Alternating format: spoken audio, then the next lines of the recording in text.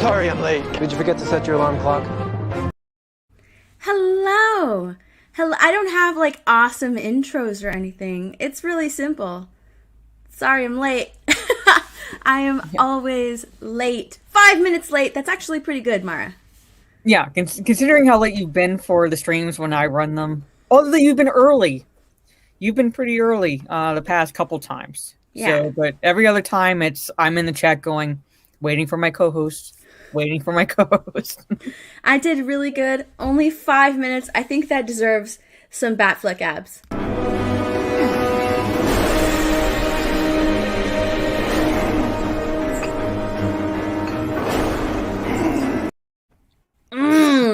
I love how he's just like, Yeah, but didn't we try to figure out how much weight he was?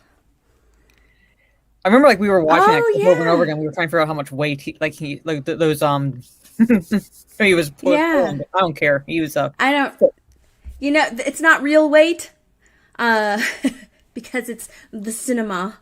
Yeah, I know. But it doesn't matter. He still looks good lifting them weights. I mean, he's still fit. That's all that counts. All that counts. He still looks good. Welcome everybody to Talk Nerdy to Us.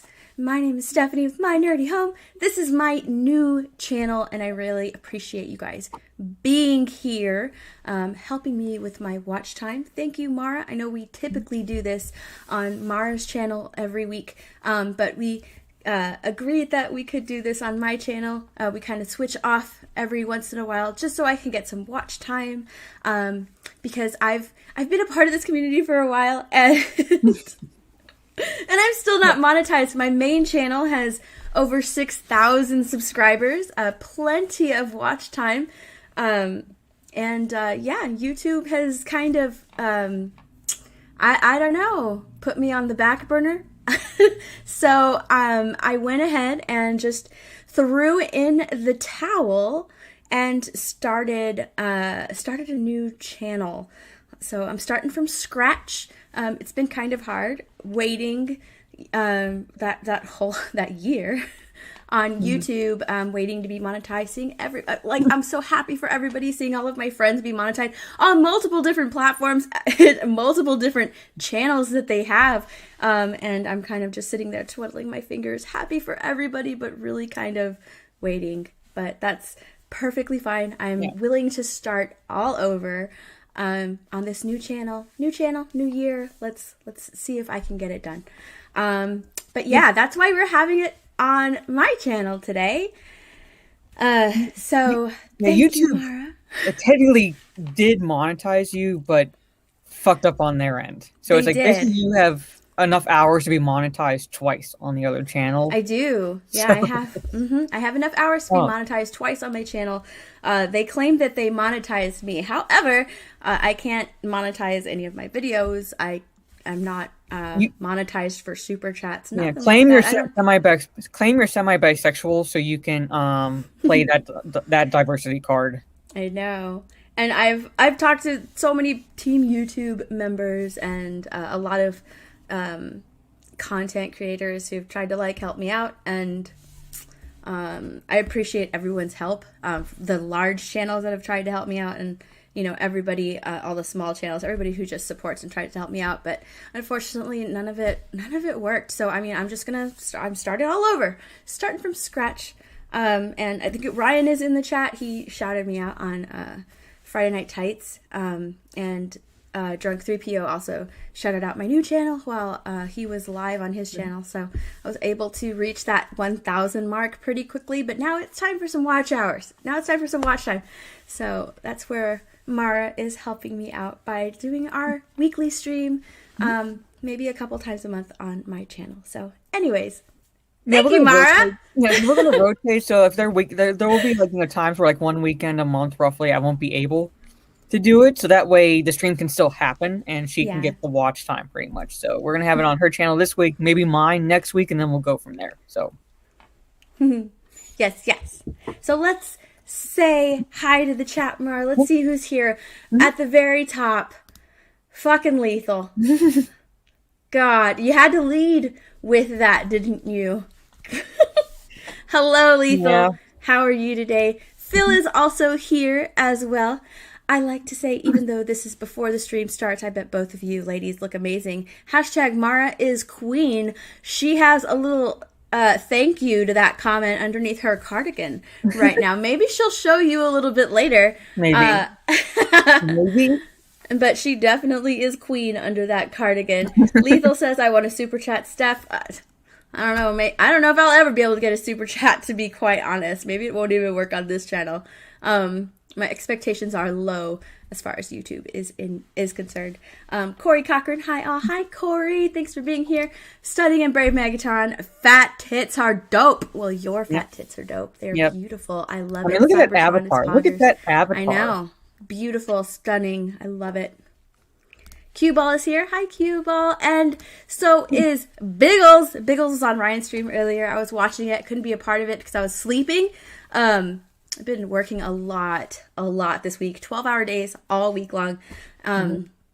So I was, and I had to work today too. So I was napping when Ryan's stream started, and I was just not prepared to be on it. But Biggles was on. He looked good. Trey Courtney is here too. What is up? He says Hank Azaria is still a bitch. I love the fact that oh my god, like actual Indians are like, dude, what the fuck? We like the character. Pretty much. TD is here. Hey everyone, the ladies are worth the wait. I hope so. I hope that I picked some really good topics to talk about today. Jeremy 5 Russia approved his Hail Beautiful Mara and Stephanie. I'll never stop loving his avatar. I love that movie. I absolutely love that movie. It's so cute. Tim F. Steph, why are you always late? I was talking to Mara. Yes. And then she showed me something really awesome. Yeah. Maybe she'll show the chat. Maybe. John is here saying hi. What is up? What is up? What is up? Slade Raider. Hey. What is up? Hey. I would like an intro. That would be awesome. I really would like an intro. Ryan gives us some eyeballs. Hi, Ryan. I don't know. What were we talking about? I don't remember. Damaj and I hail chat. Dave Myers. Good evening, Steph and Mara. Hello. Tim is here. He brought some tacos. Tim always brings tacos. Yes. Love a man who brings food with him every time you see him. Dead Punk Gage. Hello. Welcome. Kevin Peter. Good evening, ladies. What is up? Fucking lethal. Oh my god. You need to stop. Keely Chow is here. Hi, Keely. I see Keely in almost every chat that I'm in. And she always says hi. Keely's awesome. Yeah, she's everywhere. She's like me. She's everywhere. Alex is also here. Alex is everywhere too. How is it going today? Alex, I think Ryan and Jay might have something coming up soon for RK3PO. I think they might. But I don't want to say. I don't want to get your hopes up. Dan Rodwell. Hey, all. Hi, Dan. What is up? Howdy do it. What up, ladies and B words? Kaylee is here. Having Kaylee. Hi, gamer Kaylee. words. Yeah, Kaylee. And then Ian is here. Everyone is saying hi to everyone. Wait, what did I miss? Oh, I will not sim. I will not sim. I almost dropped a gamer word on my Twitch stream, but I stopped myself and like you fucking gamer word. Oh. Hi, Kevin. Stephanie, hope this works. Thank you very much.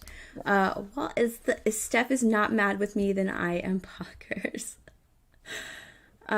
What is this, Snyder Steppenwolf? Y'all heard about the Talia al Ghul Deathstroke news? We were robbed. WB or trash. I have not looked into that.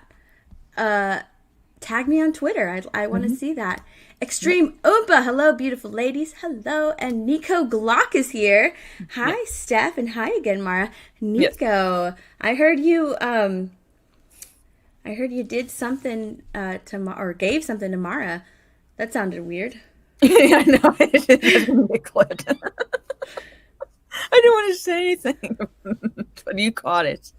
But yes, Nico didn't come out right in the chat, and he was most generous. But he does not have to drop that many bits at a time, but I very much appreciate. He gave it to Mara. Good. All right. Open airlock policy is driving back from the liquor store. Hell yeah. I need to have a drink. I have not streamed like on my channel, hosted stream. It's been a minute. It's been a while, so I'm kind of nervous. It feels like my first time streaming. Mm-hmm. Yeah, it does. It feels like I'm a little bit nervous. Mr. Bentham, hello there, and Cowman Plays. Got home just in time for this. Just got back from having my birthday dinner. Pulled pork. Pulled pork is always good. Oh, I love pulled pork. Happy birthday, Cowman Plays. Happy birthday. All right, Mara, you got to pull him out now. Pull him out. It's a birthday. You got to. Hold on, wait. Hold on, wait. Let me. Oh, you're going to make me bigger? Is that Hell yeah. All right. Mara's cold, so she had to put him cold. So she had to put him away. Happy birthday, Cowman Plays. Oh. Here's some titty for your day. All right. Oh my god. Oh my god, I dropped some stuff. Thank you, Slade Raider. I appreciate the vote of confidence. Nico Glock says, I can't wait to give it to Mara again soon. Ooh, I'm sure she can't wait too. She can't wait either. Fat tits. Oh.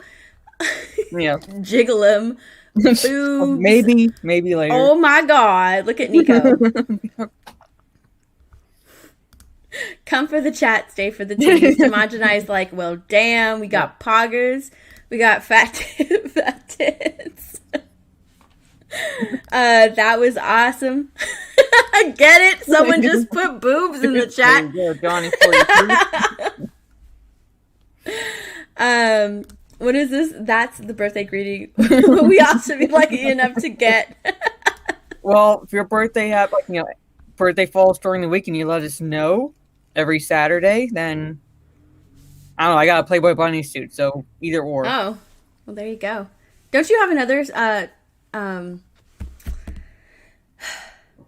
bikini top? You said you got the Wonder Woman one. Yeah, that's right. Nice Decepta titties. Yep.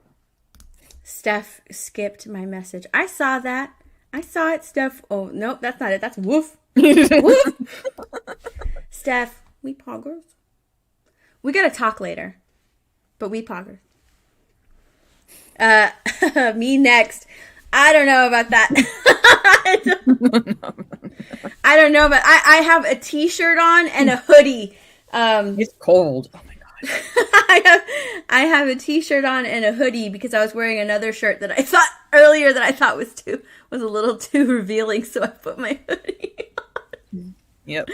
It's gotta yeah, I need to get comfortable with streaming again. Yeah, a little bit. I don't know if Biggles is cheering that on. Go, Steph, go. I don't know if I would be comfortable enough. Like, Mara is extremely comfortable. I don't know if I'd be comfortable enough to wear a I think it's the Aries in me. Like I said, we really don't give a shit half the time. That's very true. I don't know if I'd be comfortable enough to wear a bikini top. Yeah.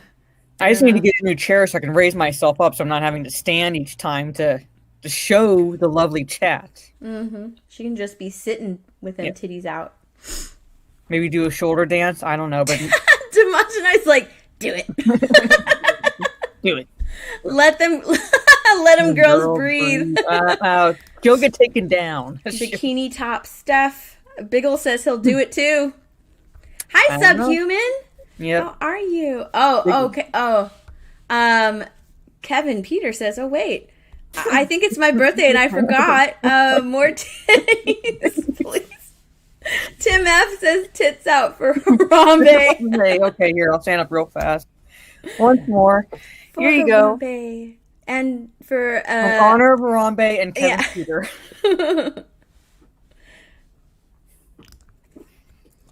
There you go. Yay. There you go. Yeah. She got one more shot. Mara needs a new chair. Yeah, I do. so she can just stream in bikini tops 24/7. Yeah. That's Mara. I mean, it'll be getting warmer, hopefully. I mean, it's supposed to be spring, and it feels like winter here. Phil, stop it. I'm mentally simping over Mara big time, trying to censor myself. Bunch of look at that. Bunch of hearts for Mara's boobs. Trey just says, "Dem titties." Dem titties. Bikini stream. I think that was something that we promised on Drunk 3PO's channel a long time ago, and it never happened. It wasn't like the season for bikini stream, but it was the season for onesies, and we ended up doing onesies and not bikinis because it just wasn't the season for it. And then we got a new year, and he got a new direction for his channel. So we haven't had a Monday stream in a while. And so because of that, we never had our bikini stream. Yep. Well, maybe if his schedule opens up in the future and we have like another Monday stream or whatever, maybe. And maybe we'll be back with a bikini stream. Yeah. I mean, I have like two options. Like I said, I have the one I'm wearing now, the Aussie flag bikini, and the Wonder Woman one. So that would be one I think I could wear. So yeah, I did. I gotta be honest. I did buy a bikini for that stream, but it just never happened. So. William Poe says, "I will miss those streams." We do too. Yeah, we do too. We're in a chat with Drunk 3PM. We're like, Monday stream. Yeah, Monday stream. And then like he goes to Universal Studios, and like we're like 5 minutes ago. Maybe. All right. So I think I said no. Riot Kitty just showed up. Hi, Riot Kitty. Hey, go. Bikini stream, yes, please. So I think we should get into the topics. What do you think? I have a couple of things that I want to talk about. Let's get into some topics.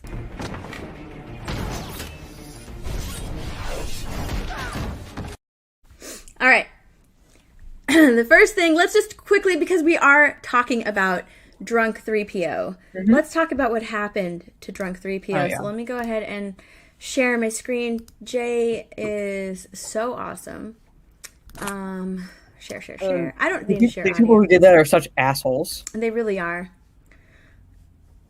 Let me make sure I'm sharing this correctly because it's... No, I'm not. No, you're not, because we're gone. There we go.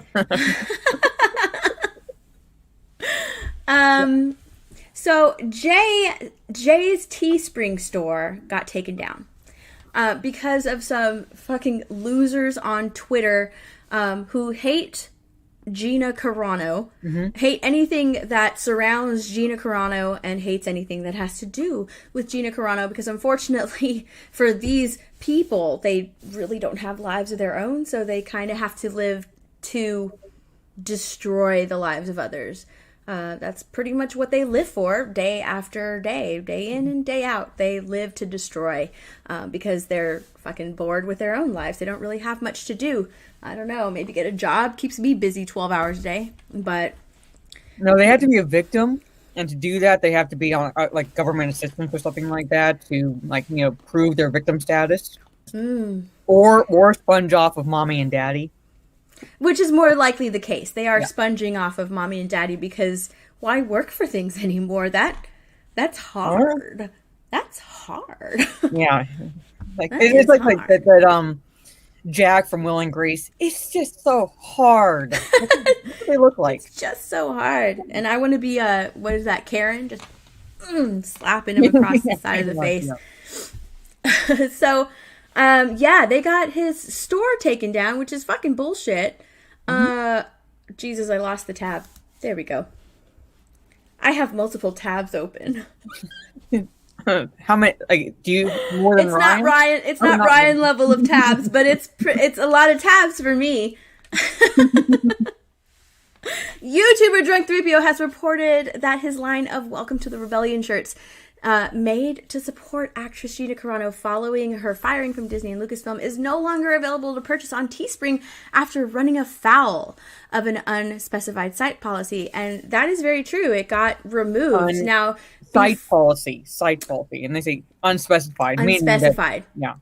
Meaning, we kind of want to take you down, but we don't really want to tell you why. So we're just going to take you down. It's unspecified. We don't really need to tell you why. So, Just Blaze. Yeah. His Teespring store got taken down, which is pretty, it sucks. It was a really bad thing that happened, because those Welcome to the Rebellion shirts were, all the money, all the proceeds were going to charity, because those shirts were actually pushed by Gina herself on her Instagram. And whenever there was a big push by Gina on her Instagram, these mass flagging losers would go and flag the Teespring store. And they tied it to her. They tied it to her as if like she was the one marketing this, and like even though reality is no, it's not tied directly to her. She's just promoting it. It's tied directly to supporting a charity. So if you bought a shirt, you were supporting the charity. That's it. Yeah. And last I checked, the word rebellion, or even the phrase "Welcome to the Rebellion," is not copyrighted or trademarked. No, it's not. It's the phrase "Welcome to the Rebellion." That's been used in multiple movies, multiple media. Welcome to the Rebellion. It's not anything that's copywritten. Rebellion is not copywritten. I mean, you can. I can make a shirt in my Teespring store that says "Welcome to the Rebellion" and pimp those out for sale. But the issue here is that it's their hatred of Gina Carano, their hatred of not being able to take her down and cancel her 100% completely, because she's still working. Guess what? She's more popular than she has ever been because of what they've done to her, because of what Lucasfilm and Disney have done to her. She's more popular than ever now, and they can't stand that. Barbra Streisand effect. Literally the Barbra Streisand effect. Exactly. And they can't stand that. So what do they do? Well, we can't necessarily cancel this person because they're pissed off that they couldn't do that. So let's just try and cancel anything else that has to do with her. And Jay has become this target because he did the interview with Gina Carano. He's one of her biggest supporters. And she supports him. She supports a lot of us on YouTube. And he's become a target for these people. So every time she promotes this shirt on her Instagram, they go and they mass flag it. And this time it worked. The first time it didn't work. The only thing that got taken down or removed were his Drunk 3PO merch. And he was like, well, that sucks. But this time it was his entire store that got flagged. Dan,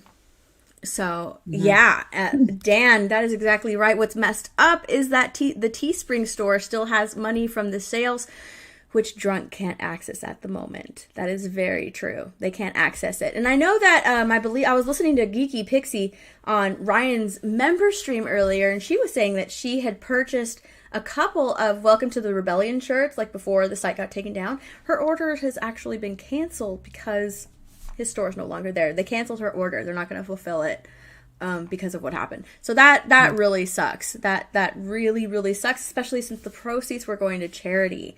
That really sucks what happened to him. However, let me try and find the link because he was able to get the shirts put up on another site. I think it's called like T-shirt. I don't know what the fuck it's called. I'm not gonna guess. I think it's called T-shirt. And Dead Punk Gage, it's because they're not hating on Drunk himself. They're hating on Gina Carano and anything associated with her. So the fact that they tied this generic Welcome to the Rebellion shirt that she happened to promote because being the very generous person that she is, she's been like, I don't want to say like they're friends on Twitter, but like she supports him. She's done an interview with them, and she basically promoted this shirt. And because it was her promoting the shirt, they automatically tied it to her, in which case they got to cancel it because it smacks of Gina Carano. If Drunk Rebo at all had not had any like Twitter relationship with Gina Carano, not done the interview or anything like that, probably not, because then she wouldn't have necessarily promoted it. But it's tied to her. Yeah.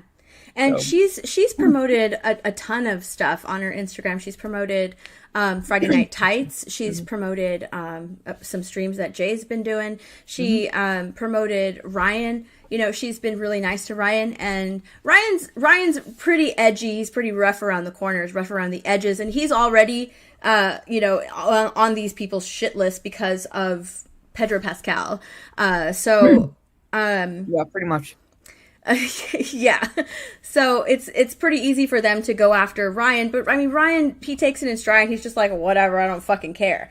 But this is something where it affects, money being donated to charity. So yeah. Drunk 3PO was able to put the t-shirts up on TeePublic, and there's the link right there. And the fact that people don't care about the fact that it's a charity shows you how much scum they are. Yeah, they really don't care, and I bet they don't even believe that the money's going. They're just like, I bet he's pocketing the money. No, it's really going to charity. He's really donating the money to charity. And it just shows that these people are really the scum of the earth. They can't look past the hatred that they have for this one person who doesn't believe the same things that they do. They actually have, this Gina actually has diversity of thought. Oh my goodness, that's actually a thing. They think that they have diversity of thought when they actually do not. No. Because they completely just, you don't think the way I do? Well, let me just get rid of you. They don't have diversity. They think that they do. They really don't. Yeah. Ironic that cancel culture thinks they have diversity of thought. Ironic. Yeah, I think Trey says it best right here. They're ass clowns. Yeah. I love Trey. He's straight and to the point. Literally, they're ass clowns. Yeah. I put an order in, or I tried to, actually. I'm not sure if Jay or if Gina, I haven't looked at her Instagram. I don't know if she's promoted TeePublic, but I'm pretty sure that when Jay was doing his stream earlier, he was like, TeePublic is overwhelmed with orders because, people are supporting that. I mean, that's just ridiculous that they got his entire Teespring store shut down. Yeah. Good job. Bring that money could have been gone, would have gone to donation, but it would have gone through their store and they could have promoted, say, hey, we allow this. They could have promoted themselves in a way, but no, they shut down his store, and he's like, okay, I'll just move to TeePublic. Yeah, that's another thing. Okay, you want to take me down because some people don't like a person that I'm supporting? Fine, new platform. Let me just move somewhere else. Tim F. Jay's shown the damn receipts on stream for the money going to charities. For fuck's sakes, that's very true. He has. But they don't care. They don't care because they can't see past their hatred of Gina Carano not thinking and not being able to bully her into thinking the way they do. They're really mad at that. Movie Metal Rock McDonald. People who support cancel culture have small penis. Yes, they do. Very much. It's true. Basically small pee-pee energy. Very small pee-pee energy. Yeah, and the fact they're also pissed off at the fact that they thought they had a victory when she was fired from The Mandalorian, but then very next day she has a movie role. With, Ben Shapiro, I absolutely loved the celebration that they had, and then the meltdown the next day. It was hilarious to watch. It was so hilarious. It was just oh man. They wanted to not work anymore, and it didn't work. Yeah, it didn't work. Sorry. And people okay, I'm not trying to necessarily call people out when I say this, but people want Disney to hire her back, or they're showing hey, they canceled their Disney Plus subscription because, like, when they did this, blah blah blah, and they rehire Gina Carano. I saw was trending for a little bit. Honestly, I think she's better off. She's better off with the shit that she went through, not just with the cancel culture mob on Twitter, but with Lucasfilm. Yeah. Stay as far away from them as possible. Don't go back. I don't care what money they offer her. Don't go back. Yeah, that's very true. I mean, it has to do a number on you. It really does. It has to do a number on you mentally when you have to abide by, this narrative. You can't really say what you're wanting to think. And then at the same time, you have people on the internet who are just completely hounding you every single day, saying the most garbage things to you because you don't want to think the way that they do. You don't want to bend the knee to Twitter because Twitter's not real. Twitter is just a place to, hide behind your avatar, really, because that's what these people do. And then they make fun of the people who actually show their faces. Good God. Yeah. But I bet if they showed their faces, they'd look like fucking trolls because that's what they are. If you're ugly on the inside, then you've got to bet your ass you are fucking ugly on the outside. It shows. It shows. It shows. It really does. These women who think looks don't matter, who are always pissed off and frowning all the time, guess where those lines are going to show up, bitch? That is very Guess where true. those lines are going to show up? I already lost my train of thought.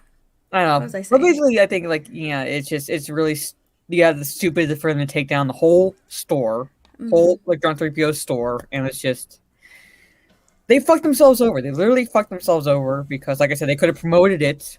They could have promoted their store by promoting his store and saying, hey, not all proceeds go directly to the individual himself or herself who is selling the products. You can set it up to go directly to charity. That's, they could have promoted it that way. Promote themselves as, we are charitable. But no, unspecified policy, and they shut it down, and Director B goes, oh, well, okay, I'm just going to move over here. Yeah. But that's where I was going with this. Yes, you're absolutely right. Gina, I think someone in the chat said that she's too good for Disney. It's just, she is absolutely better off. She's better off. I think she'll be happier with whatever she does moving forward, away from Disney and Lucasfilm. I really do. I know this is cheesy, but I want to see her do like a Haywire 2, like a Haywire sequel, because Haywire itself is not exactly the best film, but it's a good action film, and I'd like to see a sequel to it. If they continue, if they continue and crossing my fingers that WB does the right thing and restore the Snyderverse, I want to see her in some DC movies. People were wanting her for Big Barda. Big Bartha, yeah. Yeah. She'd be awesome. She'd be awesome as that. Yeah, hell yeah. I would love that. Yeah, look at here. Trey said it before we even got to it. In a perfect world, Gina is cast as Big Barda. Yeah. Exactly. Yep. I would absolutely love that. I would 100% love that. She is better off. I think she's better off mentally without being on Star Wars. Now we'll put the TeePublic link in the chat again because John Beck is asking where he's setting up a new shop. It's on TeePublic, John Beck. TeePublic. Yeah. Boop-a-doo-doo-doo. Let's get that done, and I'll put it in there. Yeah. There you go. There you go. So there it is, John Beck. Hey, Queasy just got here. What's good, Stephen Meyer? Hi! We're on my channel today. We're on my channel today. So Gina Carano so they tried to cancel Gina Carano. It didn't work. And she went on Ben Shapiro's podcast, and she talked to him. Before that interview happened, I wasn't a subscriber to the Daily Wire. Never really went to that website. But now I do subscribe to the Daily Wire. I don't watch everything or every interview on there. Because I don't watch I've never really watched a lot of Ben Shapiro. But I was really interested in supporting Gina Carano and the future. So I know that she's going to be a part of that. And, I wanted to put my money towards that support. And that's when I actually started watching. That's when I kind of started my support for the Daily Wire. But I really wanted to listen to what Gina said. Her interview was really, really good. Did you watch it, Mara? I watched parts of it. I did not have a chance to sit down and watch the whole thing. Yeah, but I watched it twice because I was like putting some furniture together when I watched it the first time. So I had to sit down and like I had to listen to it all over again. But I think that what happened to her, because usually, once you step a toe out of line, cancel culture comes for you and you're wrecked. You're on the shit list. You can't get work. But that's not what happened to Gina Carano. That's not what happened to her at all. In fact, she's more popular than she has been. And they couldn't take her down. They didn't take her down, which is why they went after Jay's Teespring store, because that's associated with Gina Carano. We have to make ourselves feel better somehow. Let's try to think like we're making a difference somehow. But I think that Trey brought it up basically, like, about Hank Azaria. If you apologize, that's the same as admitting guilt. Oh, and that's like good on her that she did not say sorry at all. Unlike a certain Pedro Pascal, who had put the pronouns in his bio to appease his fan base, those fucking Pedro Pascal stands. Let's go with like Pedro Pascal avatars. I'm like, really? He doesn't give a shit about you. Get a life. That's very true. He really doesn't. Yeah, see, I'm right here with Dan. I subbed to the Daily Wire, but I've not watched anything. Yeah, I was just like, no. yeah. I think I'll just support Gina. Here you go. But I think that she's kind of, because of what happened, they tried to take her down. And, they couldn't. She still had support, even more support, the very next day. More people were speaking out on her behalf. I think that that's kind of inspired some people to sort of look around and be like, yeah, what's happening here in Hollywood is actually maybe not right, maybe not a step in the right direction. I think you're reverting to like the stereotypical stereotypes that Hollywood perpetuated in like the 30s and 40s instead of like minorities being like servants, shall we say. They're stereotyped to be like drug dealers or hip hop artists or things like that, and it's just to be you're not fighting this thing. You're reverting to it. You're just reverting to it in like a different way, and it's not fixing anything. It's really not. And it's like that article that we talked about on one of my streams where that actor like called out Hollywood and said like they're the most racist sons of bitches out there. Oh yeah. Absolutely. So now we have another actress speaking out. You have to say her name. Samaire Armstrong. Samaire Armstrong. I always get it wrong. I always pronounce it wrong. But Samaire Armstrong is coming out, and she had an interview.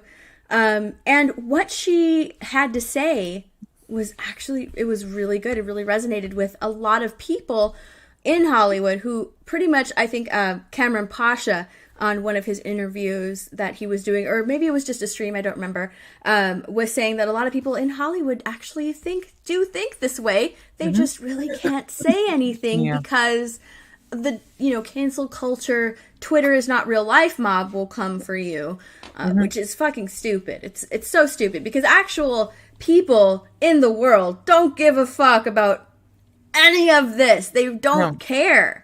They don't care. You know why they don't care? Because their entire life is not focused on what happens on Twitter. They have real shit to worry about. They have they have actual lives that they are living. They don't care. They really don't care.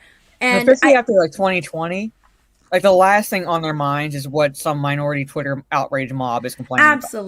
Absolutely. They just don't care. We have actual lives that we're living, trying to make a difference in our son's life, our parents' life, our mom's lives. We're trying to make a difference here in our actual lives that we are living, not our lives on Twitter. It doesn't really fucking matter. So that's, Cameron Pasha was talking about and actually I think that's why there now is so much pushback, from people who don't live their lives on Twitter, from actual people. I think that's why there's now actual pushback, because people are like, why are you getting mad at this? Who the fuck cares? Yeah. Who cares?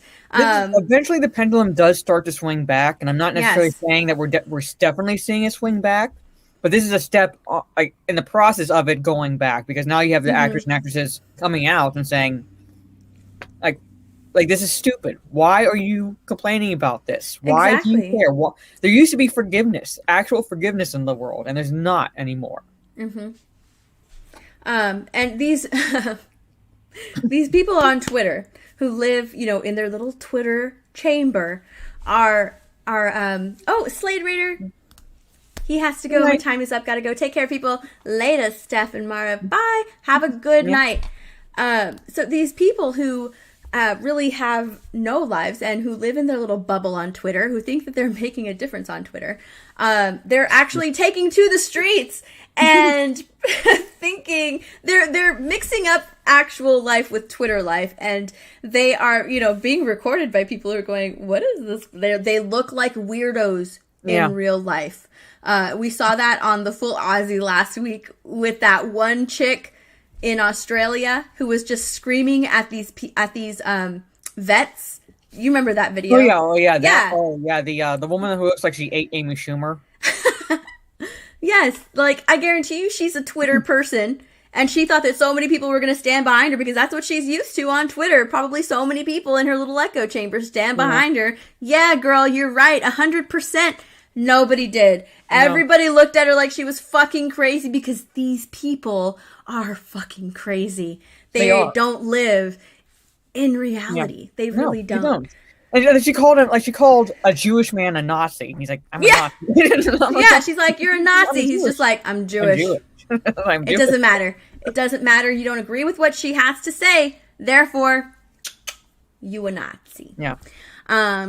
Let me go ahead and share this. Again, what is her name again? I already forgot. Armstrong. Thank you. I already forgot her name.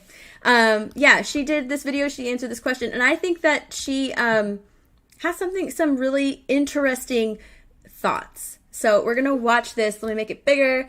And I'll pause during some moments here. But I think that this is very interesting to hear. Let's go. Oh, and let me know, chat, Mara, if you can keep an eye on the chat, because I'm on this screen, if it's loud enough. All right? My advice to those in Hollywood who are silent right now, we have to break the silence before it's too late. My name is Samira Armstrong, and this is my story. I was born in Japan, in Tokyo, Japan, because my father is in a study of anthropology that studies combative behavior. And because in Japan, the samurais begin their training at the age of 5, when I turned 5, it was my turn to participate. We'd wake up before school like 6 in the morning in 2nd grade and go jogging out in the cold, and and then go to school and then come home and train and sword fight. And that was it's interesting already from the very beginning. Already from the very beginning, it sounds like she had to, she lived a very disciplined life and put in a lot of work from when she was little. Yeah,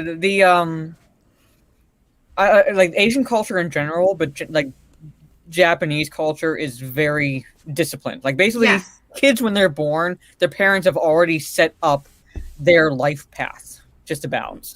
Mm-hmm. So like if they want a doctor or engineer or whatever in the family, like that's it. That's your life path. And no, I can see the chat. I can see the chat, Sean Beck. And Lethal wants me to tell you that you're poggers, just so you know. Oh, okay. All right. But yeah, but they are very, very disciplined, and like whatever your parents have set up for you, it just about doesn't matter what you want to do. It's like you're going to be a doctor, and you have to have that discipline in your life. Yeah, it already from the start, it sounds like she already had to work really hard, which is interesting because you know who else worked really hard when they were younger was Gina Carano. It's very interesting to see people who actually worked really hard to achieve something in their lives. And we already know that people on Twitter who just yell and complain until they get what they want. This is the generation of really self-entitlement. Yeah, self-entitlement. Yeah. They've gotten what they wanted by screaming for it. Meanwhile, you have the likes of like Steve Jobs and Bill Gates and so forth who prove that you don't have to have an education. Like, education does not equal intelligence. They look hard. Look at Jeremy from Geeks and Gamers. Yeah, worked hard. Yeah, I can see you dropped his name. Yeah, but worked hard. But like even him worked hard, built something up. Yeah, and it's just where hard work takes you. And these people don't want to put in that hard work. They want to show up and get an award and a pat on the head just for showing up from their employer. That's it. Yes, very true. Let us continue, because I really enjoy this video. I like listening to what she has to say. A daily activity. My parents consciously made the decision to raise a warrior, and that all the training that I was going through, while possibly like a little bit brutal, was in the name of developing my character and my capability as a human being, so that I would be able to go wherever I wanted and feel confident to exist in that space. But the one thing that always spoke to me was storytelling and acting. So I came out to Los Angeles when I was 18, turning 19, and I eventually, not very long after, got the Anna on the OC. She wasn't the girl next door. She was authentic to herself, and she inserted confidence into people that required it, and she showed the mirror other people's who needed to take a look at themselves and reflect. Now, I didn't watch the OC, did you? A little bit. I don't remember her character though, so I might have like stopped watching it when her character showed up. I'm shocked. I thought you were gonna say no. I watched a little bit. I watched a little bit because I think it was like out when I was in college, and like other girls would watch it. So if I was in the room, the common room, it was on. So I took some episodes here and there. I'm shocked. I really thought Mara's gonna be like with me, like, no, I never watched it. I never watched the OC. I used to watch what the fuck was that show? Oh, look, you're on par with Mara B. Carswell. Yeah, Mara also watched the OC. Oh God, what's that other show? I can't remember what other show. It's the show that Jeffrey Dean Morgan's wife used to be on. I have no idea. Anyway, I used to watch that show as well, but like I was in college, I was still kind of stupid with the programming I watched. I swear, I was like, Mara probably hasn't watched the OC. Let me ask her. I'm totally shocked. Oh my god, Alex watched the entire series of the OC. Alex is a champ. Yeah, that's a champ right there. Yep. I bet he watched it with his wife. Probably. I bet that's why he did it. Probably. Trey Courtney watched Party of Five, and I watched Party of Five. I didn't watch Party of Five either. I think I know what Party of Five is. I'm pretty sure I do, but I didn't watch it. How Do You Do It says Dawson's Creek for life. I watched a little bit of Dawson's Creek when it was on Netflix. Mm-hmm. I can't. Oh my god, no! He did it on his own accord. Alex is a champion right there. Yeah. There you go. I gotta look up the show that his wife did. So when you start that up again, I'm gonna look for. Oh my god! Even Queasy watched it. I watched PLL. Oh wait, no, that's not the OCPL. No, I don't know what PLL is. Oh fuck! Hold on.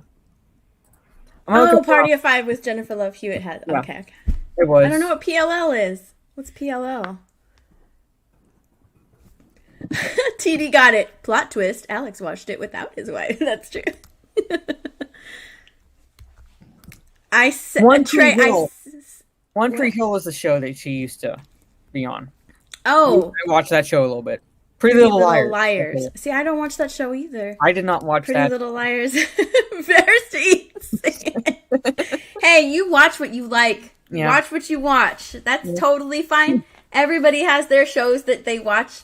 I don't know. What's a show that I watch? I like The Office. I love The Office. That's good. You know, that's The Office is good. The Office is good, but you don't want to admit that you used to watch like CW shows. Like I used to watch One Tree Hill. I watched the OC things. I watch all the I still watch all the CW DC shows. Yeah. Except for I'll die on that CW hill. I watched I mean not like the current ones. Like I still watch The Flash. I gave up on Supergirl and Batwoman, but I mean I still watch The Flash. I stood with iZombie for life. I love that show. It was my guilty pleasure. A show I couldn't tell. I have mine. It was Grey's Anatomy. My show was Grey's Anatomy is still on, by the way. But I mean, they got a bunch of new characters that I really didn't care much about. And after I think McDreamy, they killed off McDreamy. I watched a little bit from there. Why did they do that? Was it because of what was going on in his personal life or something? Or? Yeah. Chandra, I think that's her name. Chandra Rhimes. Or Cassandra Rhimes. I can't remember her name.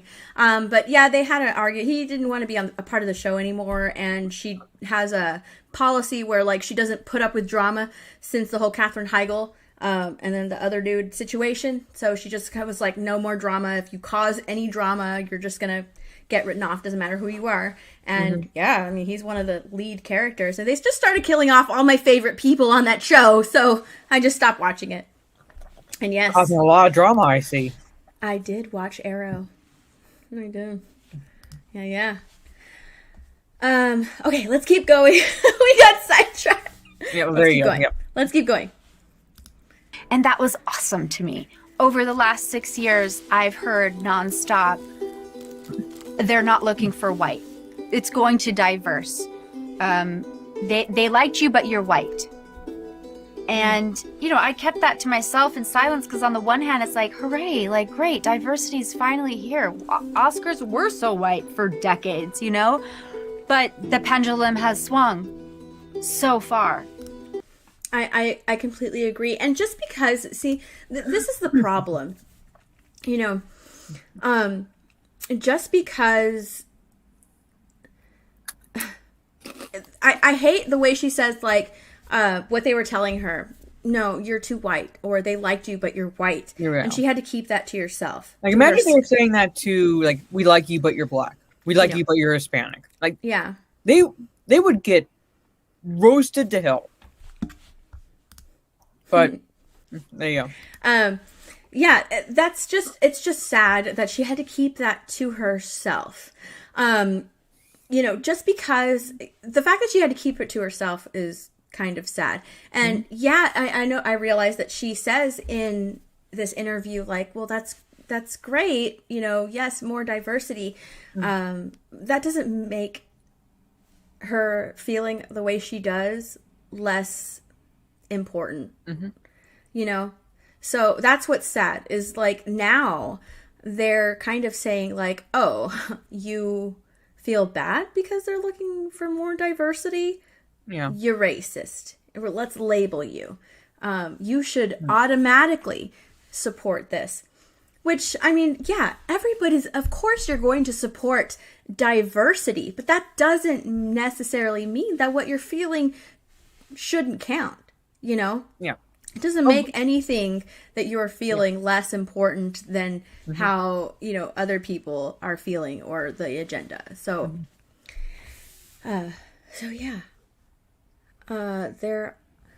let's keep going. Ryan says, I did a video on this. He did. Yep. So I think nowadays it's different for the sake of being different because it's politically correct. You know, like, we're going to fit this transgender character in here now that we're PC. Natural organic stories stopped being told, and you had to make a checklist of what was acceptable. You know, that's very true. That's actually something that I hadn't even watched this interview yet. I hadn't even watched this yet. I watched this one while I was looking for something to talk about tonight. That's something that I said this morning on the Full Aussie. You know, diversity is just something that happens organically through the storytelling. When we were talking about Star Wars this morning, you know, because in A New Hope, Empire, Return of the Jedi, that was just something that happened organically because Lando he was just an actor who was good for the role, but he was black. It just happens organically. Diversity happens organically through the storytelling.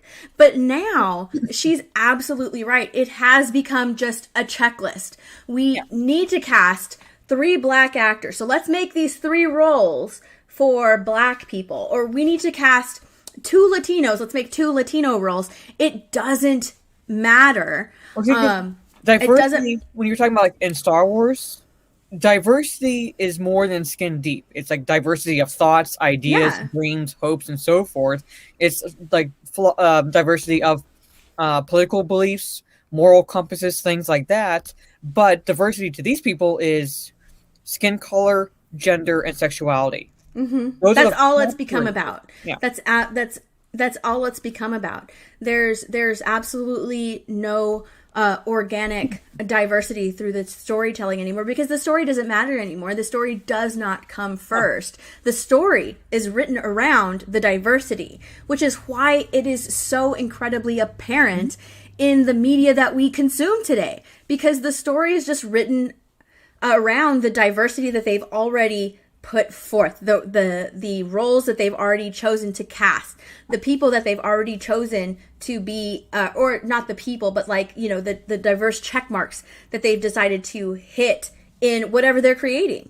And that's why it's so in your face today. That's why it's so apparent today, because it is nothing more than a checklist. And that's just sad. That's what makes these movies, whether or not, they're diverse from a checklist point of view, but the stuff that they're putting out there is garbage. It's trash because they're only focusing on the checklist, the 3 things, the color, the race, or whatever you identify as, and the sexuality. That's what they're putting first before the story, and that is why everything is garbage now. Every new thing, every quote-unquote original thing and not original thing, remake of something that was 100 times better, is crap now, because it doesn't matter what came before, what you're recreating. What matters is diversity. That's what matters. I want to touch on like 2 things. One, Trey says, look how they're writing Falcon now. He's just black and that's it, basically. And while I don't think there's really much to Falcon to begin with, like you reduce him to just he's a black man who has a shield now, kind of a situation. And it's like, no, that's not how you should be writing that character. If you're going to bolster him up as the new Captain America, don't reduce him to just his skin color. Secondly, you brought up, I think, Birds of Prey earlier today on the full Aussie. I did. And, when Birds of Prey came out, and I was getting into a back and forth with those Birds of Prey stands, I would point out to them that they could have had a black female hero in the movie if they had introduced a character called Vixen, because she was a black hero. She was part of the Birds of Prey for a time. They also could have had another diversity check mark, and that is have Katana come back. If you wanted to connect her to the other movies, she thinks she was part of Birds of Prey for a while. Well, hell, I mean, even the cast that they had in Birds of Prey was already a diverse cast. With Cassandra Cain, with oh my God, Rodriguez. No, you're not talking about Rosie Perez. With Rosie Perez in there. With Ramirez, that's who she played, Ramirez. Yeah, with God, what is her fucking shit? Oh, well, they race swapped her, but yeah, Black Canary. But Black Canary, even though they did race swap her, it's a pretty diverse cast. Even if they didn't race swap her, it's still a diverse cast. But they put their woman feminist agenda before Montoya. Thank you, Montoya. God, I could not think. Jesus. But they put their feminist agenda before writing a good fucking movie, because that movie could have been fucking good. It could have already been amazing. We had Harley Quinn. She was the only thing that was well received in the Suicide Squad movie. Yes. So you already had people with eyes on this movie because they liked Margot Robbie as Harley Quinn. You already had the work is already half there. People like the main character. Now, let's give them a good movie. Let's show them that we understand these people that are fucking bitching about the Snyderverse because Zack Snyder doesn't understand these characters. Well, guess what? What they're putting out now fucking don't understand these characters either. Because these characters that they put out fucking suck. And do you know why? Because they put the feminist agenda. Let's take down all the fucking men in this movie and make them all misogynist. They put that before making a good movie. And they could have had female heroes, because they were all bitching about that too, because, you just don't like women being like empowered and being heroes. Well, no, bullshit. We could have had female heroes because the Birds of Prey did not have Harley Quinn. You could have had Harley Quinn in Gotham Sirens. Mm-hmm. That's what she was a part of with, guess what? Catwoman and Poison Ivy. Guess what you also could have had? A lesbian relationship, because she and Poison Ivy got together. Yeah. That's fucking diversity right there. But no, because there's already diversity. It's been shown organically through the material, but they think they can do it better. And they just don't. They don't do it better because they're not taking the material into account. And most likely it's because they just don't want to do the fucking research because, well, whatever came before, it's probably not as good as what I can come up with on my own because I know what needs to go in there. You know, that's pretty much their thought process. But hey, hello. No, it's not a new stream. This is a stream that me and Mara do every single week on Saturday. And normally we do it on Mara's channel, but because I'm restarting my YouTube, I guess, platform, I have to restart it because my other platform, for whatever reason, will not be monetized by YouTube correctly. I just decided to throw in the towel and start from the ground up. So that's, it's not a new stream. We normally do it on Mara's channel, but to get me some watch time, we're doing it on my channel this week. So yeah, they already had really great characters, and we could have seen an amazing movie with strong women, organically through a good story. Had actual Cassandra Cain who can kick ass. Yeah. Had her hiding in a funhouse. That's not Cassandra Cain. No. Oh. Unpopular opinion. A lot of people, I mean, my best friend loves Birds of Prey. She doesn't understand why I don't like it, but she loves it. It's a fun popcorn movie, and she loves it. You know. Yeah. So let's continue on. Where'd it go? I have too many tabs. I only have like 6 tabs, and for me, that's too many. Wow. I know. Okay, here we go. All the nuances of art disappeared, and shouldn't it be about talent? Yes. Shouldn't it be about merit or capability or effective storytelling or emotional presence? You got to wonder, what's the point of acting school and putting this time into developing the craft if that doesn't matter anymore? That's very true. That is an extremely good point. What is the point of putting in all of this work if it's not going to matter? What's the point?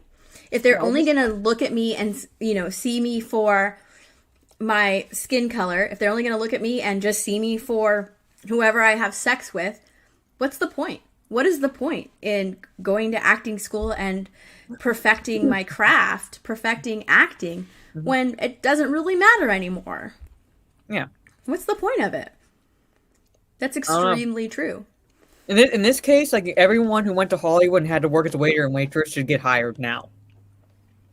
Like, they're waiting for the next big role. If that's all it takes, is like basically you checking off whatever is on that checklist and hire all those struggling actors and actresses who are working as waiters and waitresses now. Mm-hmm. Do it. I mean, put your money where your mouth is. Practice what you preach. If this is the route you're going to go, hire all those people. Put them in a movie. John Beck says, and that explains how they give the jobs to people who can't do the job and end up wrecking the story. Yeah. I mean, the woman who wrote WandaVision, the series WandaVision, like said after the show ended, is like she hadn't even heard of Mephisto until she started writing the show, and even then, she didn't know about the character. So, all right, let's keep going. We aren't able to be authentic. We're not allowed to question anything or converse about things. We're literally forced to be silenced.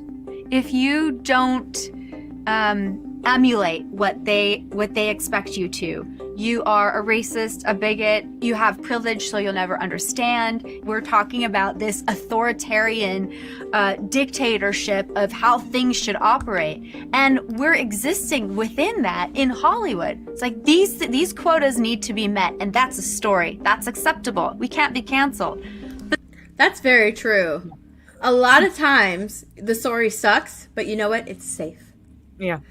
It's kind of sad. Let me go back a little bit, what she's saying here, because I really feel sorry for them. Hold on, let me see here. What is it? Emulate what they expect you to. Literally forced to be silenced. Right here, we're literally forced to be silenced. It goes into what Cameron was saying. Like, people agree. There are more people out there than we think that agree that this is like bullshit, but they can't say anything. Yeah. Because you don't understand because of your privilege, or the other thing, you're racist, you're a bigot. Pretty much. Be quiet, shut your mouth, and just accept what is happening, because you know what, it's happening. Okay, yeah. And if you step one toe out of line, we're gonna come for you. That's sad. That's just so sad.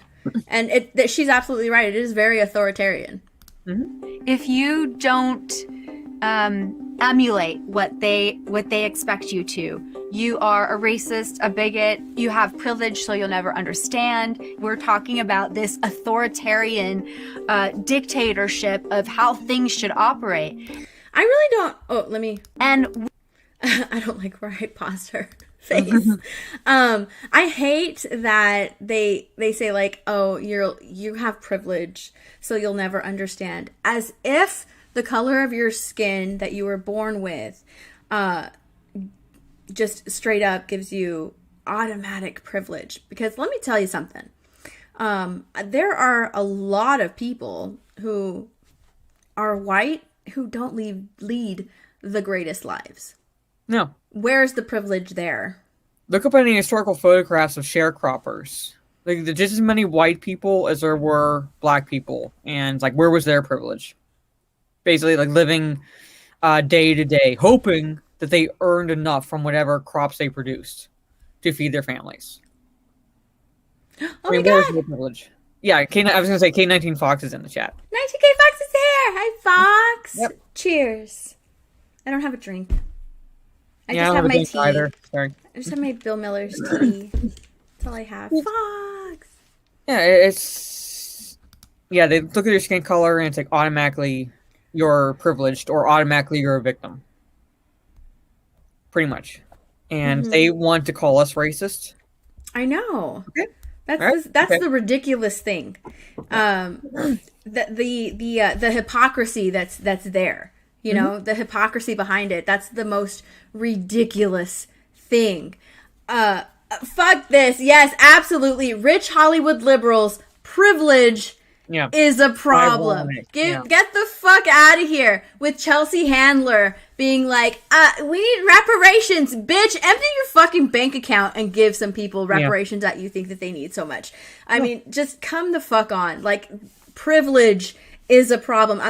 Coming from the most privileged people on the fucking planet. Privilege is a problem. Give me a fucking break. Give me a fucking break. All right. Where's my tab? There it is.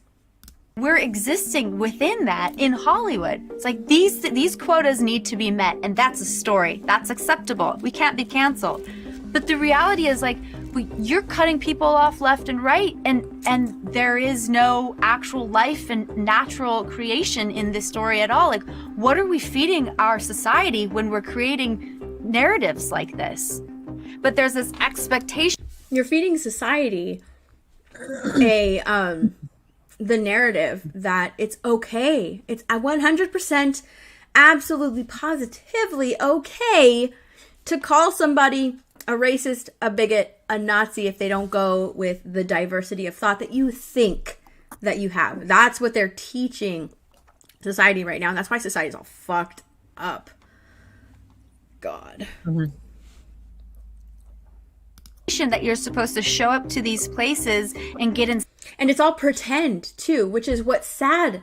It's all pretend diversity, which is really, they don't really care. They don't really care about it. They don't care about it because in Hollywood, they're putting all of that first to make a buck, to make money. It's all fake. Hollywood is so fucking fake and hypocritical. And for them to be the voice of reason, the voice of, fucking all those fucking crazy ass woke people on Twitter, for them to look at, we're the voice of reason. Why? Because we have privilege and we have this beautiful platform that we can use to be the voice of reason. Fuck that shit. Yeah. The fact that people can't see the hypocrisy behind that is mind-boggling. Or they see it and they don't care, like I said. God. Because it's all fake. It is all, it's 100% fake. I hate it. Sinking in line with these people and this left agenda, or you're the enemy. So during COVID, I noticed that everyone's primal fears were being triggered.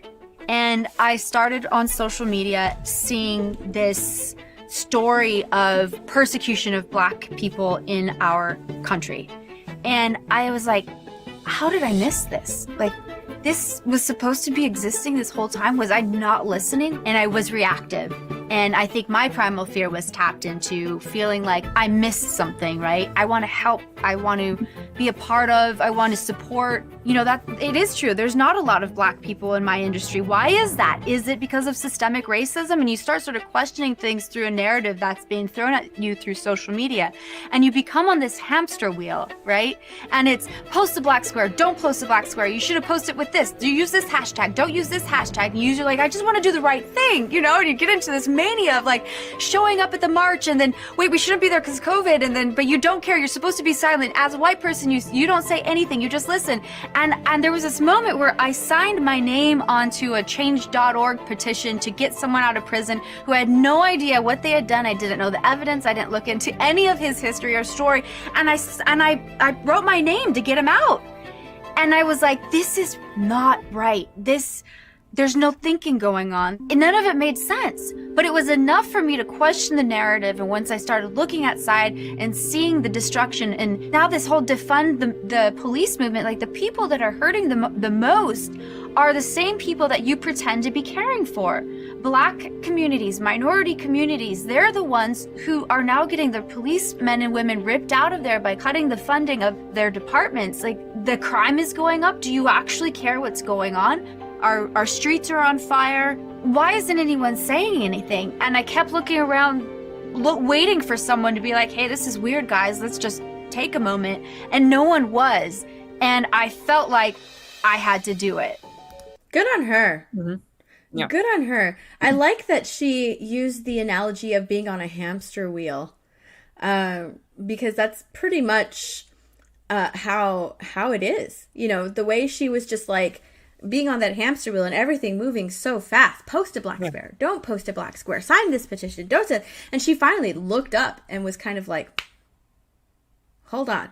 Yeah, I'm not thinking for myself. When she signed her name and not know anything about like what she was signing her name to, it was that was her epiphany moment. It was like, wait a minute. And that's the problem, is that these, they think that they're doing they think that they are for diversity and diversity of thought and opinion. However, it's not their own way of thinking, because they're not thinking for themselves. They're just having letting other people do the thinking for them. Mm-hmm. And that's where the problem is. You're not doing your own research. You're not looking up from your phone, you're reading other stories, seeing actually what is happening out there with your own eyes. that's where the problem comes, because they're letting other people think for them, you know. So yeah, I really like the way she explained it, and good for her. I kept calling my dad and saying, this is wrong. Like what's happening is wrong. I really feel compelled to say something. And as you know, my dad's raised me since I was 5 years old to be this warrior. And I had to speak out, and he encouraged me to do just that. And my only regret through all of this is not having done it sooner. The night that I came out and put a video up, that evening, it was all the way in the UK, and it immediately went around like a wildfire on the internet and was on every sort of like rag mag platform, Perez Hilton and every other one, saying that I was, you know, a white, out of touch, privileged has-been, whatever, all these things that I knew were going to be coming at me. Interestingly, my inbox was filled from messages of agents thanking me for speaking out, and that they could never do that, and that they wish they could. I think that we don't have to agree politically, but I believe... That's what Cameron was saying. Yeah. Yeah, that, you know, and that's what Gina said as well. People reached out to her, and they thanked her. They were saying, you know, good for you. I wish I could do it. I wish I had the courage it took to do that, but they're not there yet. Mm-hmm. You know, it's like, these are like little, what do we call it? Sacrificial lambs to the Twitter slaughter, you know, taking the bullets and actually being like, hey, maybe this isn't right, you guys. Let's all think for ourselves. But no. Nope. I really think that, Q-Ball, I really think that Gina was the match that started the fire. I don't know when she did this, when she put out that tweet or the video on Instagram. I don't know when she did that, but I really do think, because since Gina, you know, had spoken out like that, she didn't, you know, bend the knee to the Twitter bullies that were fucking with her life. Since she didn't do that, and you know, she's pretty much even more popular than she was before she got the role of Cara Dune. I think that it's kind of inspired more people to speak out. Mm-hmm. And I really like everything that she's saying here. And you know, the fact that a lot of people in Hollywood have reached out to her and been like, you know, thank you, have thanked her for what she's saying. They did the same thing with Gina. She said that, you know, people called her and thanked her and, you know, had her back, but they can't have her back in the public eye. Yeah, they can't. No, they can't. Which is a shame. Which is a shame, because like as much as I kind of rip on like how racist Hollywood was back in like in the 30s and 40s, what I will say back then, at least, they did have genuine diversity of thought, because there were actors and actresses who worked together who came from like different political backgrounds and didn't care, because they were actors and actresses first. They did the roles, things like that. Some were even like best friends off screen. I mean, Melvin Douglas and Cary Grant loved working together. Cary Grant was a Republican. Melvin Douglas was a Democrat. Guess what? They didn't care. Yeah. Didn't care at all. But now it's, if you say, I'm a Republican or I'm registered Republican, you might as well say, I kick puppies for a living. Might as well. Yeah. That's very true. You might as well just say that. I mean, it's fucking crazy how people are nowadays. It's ridiculous. Even if you don't lean conservative, or if you don't lean if you are a liberal or whatever, but you don't think the way a liberal should think, you're actually questioning things, it doesn't matter. You must be a pretend liberal, fake. It's all fake. You're still canceled. Screw you. And that's pretty much what they do now. I think, like Jeremy says, like they eat their own, and that's very, very true. Because where is, you know, as soon as you step a toe out of line, you're like, oh well, see you later. You don't, you know, you want to get off the hamster wheel? That's fine. We'll kick you off the hamster wheel and make sure that you die. Yeah, pretty much. Yeah. truly that we should all be able to agree upon coexisting, whether you're on the left, whether you're on the right, and not to have to fear not having a job because of a difference in political beliefs.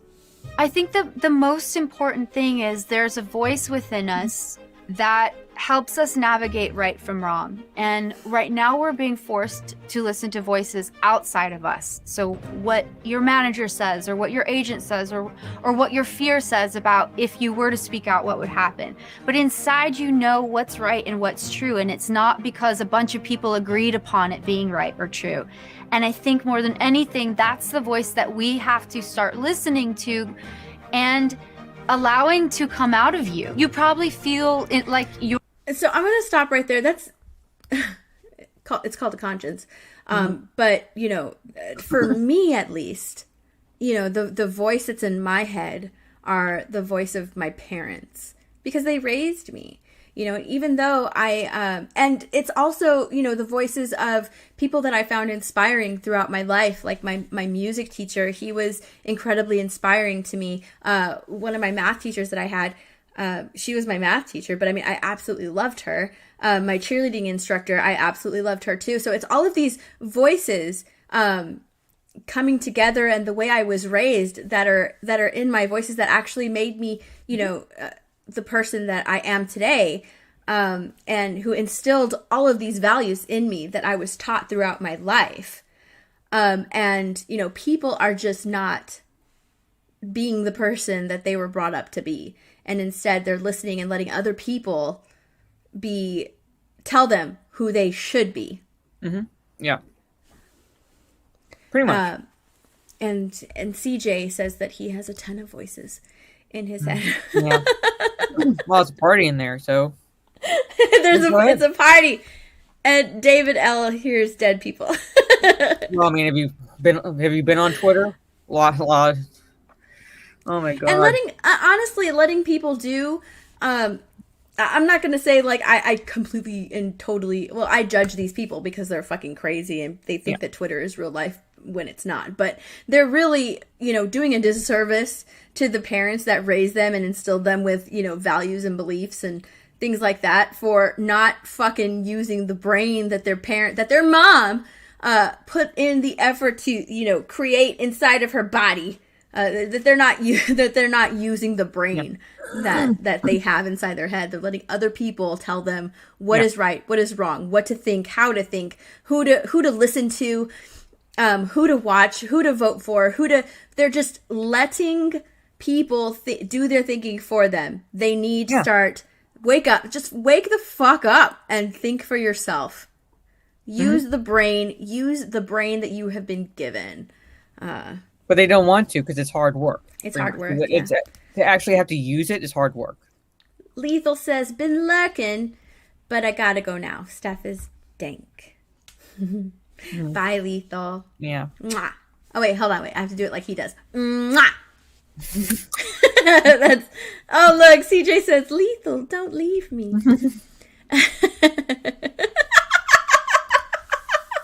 Oh my god, I love that, Nolan.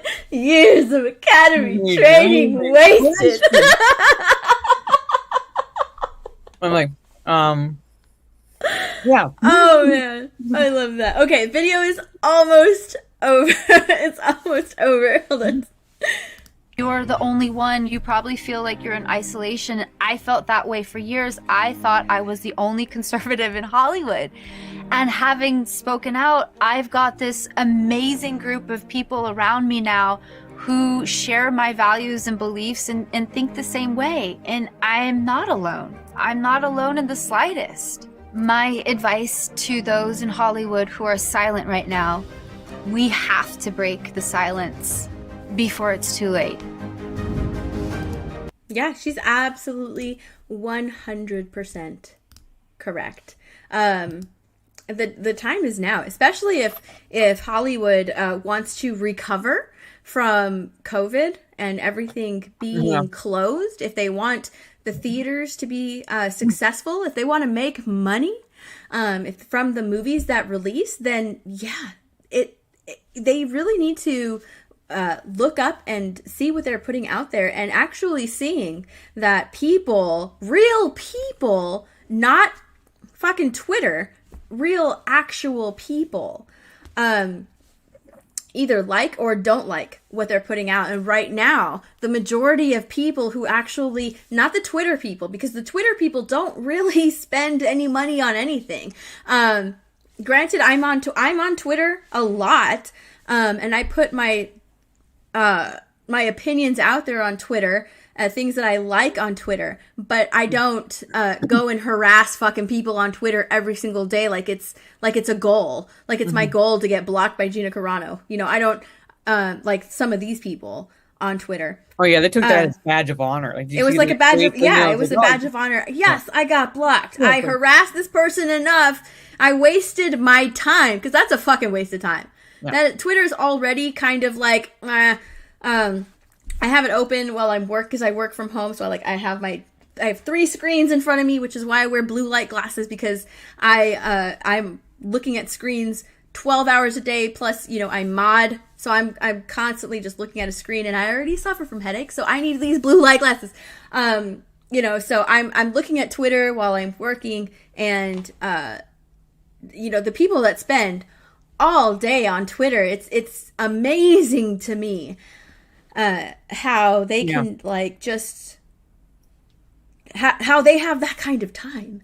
It boggles my mind, because I would love to have, you know, 48-hour days, to have just some time for myself, to work on my channel, fucking put a video out on my channel. Like I wish I had that time. I wish I had time to waste to bully people on Twitter. Like, that's just fucking crazy. So anyways, these people, Hollywood really needs to wake up, because these people aren't the people that are going to be putting money, like you and me, Mara. They're not the people that are going to be putting money into a brand, into a series, into, you know, the comics. You know, they're not the people that are going to be doing that. They're the people, but they're the people that Hollywood is catering to, and they're not going to make money from those people, not at all. So it's just really sad when, you know, now we're recovering, or places are opening back up, theaters are opening back up, and if Hollywood wants to make any money, then they really need to make a change. They really need to make a change, and really need to look, what is B. Carlswell? B. Carlswell is like Join Drunken Krista. I've seen that so many times. Join Drunken Krista. I don't know. I don't know. They really need to wake up. If they want to recover from what happened, from theaters being closed, from movies being pushed back, then they need to wake up and stop catering to all of these fake fucking people who aren't going to put money into what they are putting out there. They're not the ones that are going to be watching the same movie over and over and over again. They're not those people. They are not those people. They're the people that are going to waste fucking time on Twitter. That's what they do. All day long, they waste time on Twitter. They don't work for anything. They just waste fucking time on Twitter. I work for shit, and I buy shit. I reward myself with shit. So, they need to stop doing that. Stop catering to those people, because it's all fake. It is all fake, fake. These people are not going to see the movies that they're catered to. Like, they will champion the diversity. They'll champion, like, the woman powerness of Birds of Prey, but I mean, really, if they at all had any impact, Birds of Prey would not have bombed. That's very true. I might not have liked Birds of Prey, but I went and watched it. I watched it too. I saw the ticket stub somewhere. I showed it. Like, hey, I went to go see that. I sat there in the theater and watched it, and there's like a guy that laughed once in the entirety of the movie. Yeah, and I went and watched it. I have the movie. I went out and bought the movie. I didn't buy the movie because I liked the movie. Do you know why I bought the movie? Because it's in the DCEU, and I'm a completionist. I have to own, like, you know. You're like my dad. You have to own, I have to own it. Okay, yeah. I just had to. Cancel me. Go ahead. whatever. But I have to own it because it's part of the universe that I love. Even though the movie fucking sucks, it's still a part of it. And even though I hated this fucking movie, I still bought it because I put my money into things that I love. Whereas these people, they just waste time on Twitter. They're not going to put money into anything. Nothing. No, they don't. No. Like I said, if they would have made an impact, if their voices were as great as they'd like to think they are, they would have made an impact and the Birds of Prey wouldn't have bombed. But they did not go to see the movie, and they did not buy the DVD or Blu-ray. No. They didn't buy the DVD, they didn't buy the Blu-ray, they didn't buy the merchandise. No, it's just... No, nothing. Not at all. They're not going to either. So why cater to them? Why pretend? It's a $64,000 question at this point. It's like, why? And we're never going to get a good answer. Yeah. Why pretend? Why all of this fakeness? It really is just fucking fake.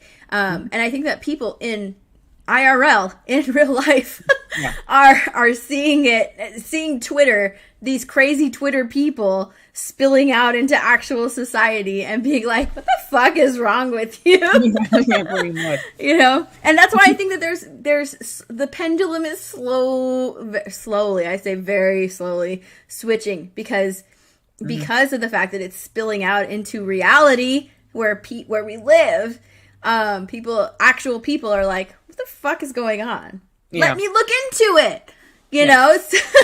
Pretty much. They're actually saying, like, what is going on? Maybe I should look into it. And it's ruining it. It's ruining their narrative because it's something that doesn't really matter, doesn't really exist. What matters is the diversity happening organically through natural storytelling. Well, that's what should matter. So eventually, that's what should matter. Eventually, we'll get back to that point.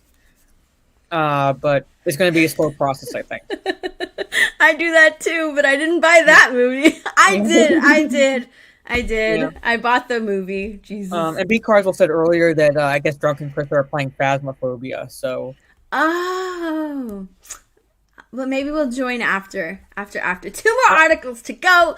2 more articles that I think really do deal heavily with this, what we were talking about. We will watch that. Let's get into the first article.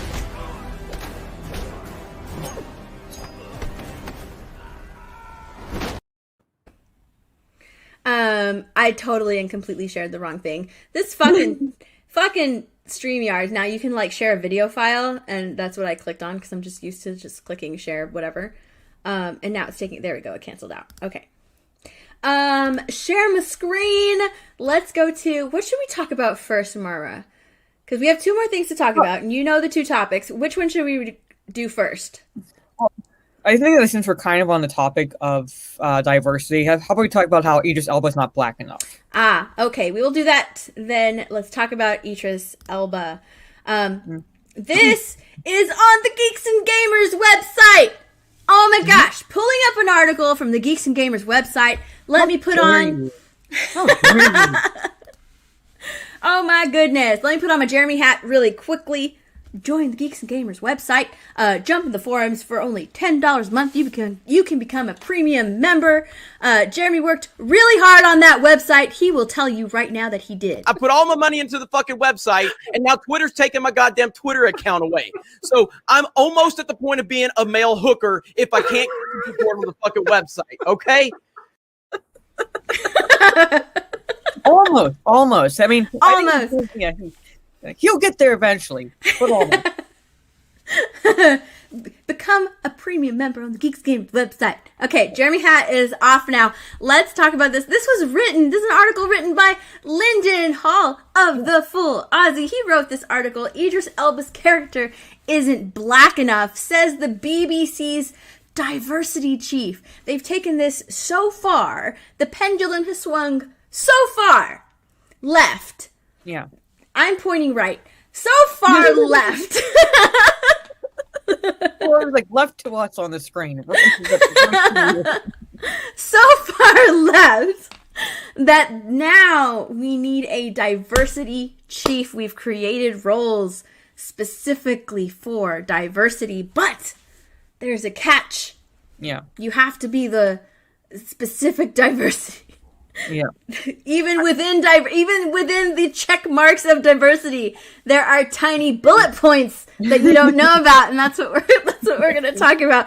BBC's diversity chief Miranda Whalen claims that Idris Elba's character in the TV series Luther isn't black enough to be real because he doesn't have any black friends and doesn't eat any Caribbean food.